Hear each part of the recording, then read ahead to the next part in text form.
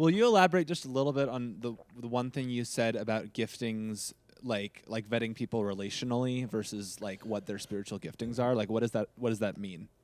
Yeah, and I think that I think that's one of the biggest problems with the evangelical Christian culture in the Western world in America. It's we care so much about gifting that we Mm-hmm. don't care much about character. We don't care much about somebody. You know, when you look at the qualifications for an elder in 1 Timothy 3 and Titus 1, the vast majority of the qualifications are character. It's who you are. The only one is that can you teach, you know? And we take that one and we act like that's the only thing that actually matters. We don't care if Yeah. you're, how your marriage is. We don't care about your soul. We don't care about all those things. And so, I think that our church world is so quick to find the guy or gal who can speak well and put him up on a stage. Mm-hmm. And, the devastating news of Ravi Zacharias, where you got Yeah. a very gifted man and nobody seems to care about him personally. Nobody seems to and obviously he was deceitful and really some wicked stuff.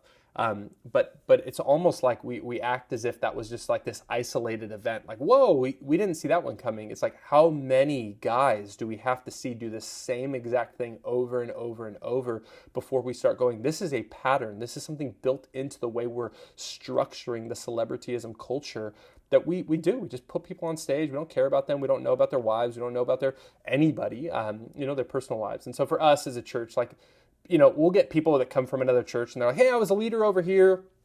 Maybe I can lead a gospel community soon. It's like, no, we love you. You seem cool. You seem like you're gifted. But it's going to take a year for us to get to know you before you start getting an official title or a position of leadership. And so that's kind of one of the models of our church is we don't hire from outside. All of our staff members are raised up from within, that you can't kind of come from outside with a resume that tells us who you are. It's like, well, I'm not saying you're wrong. I just don't know. And shepherding is, man, the hireling Jesus talks about runs away when the wolf comes.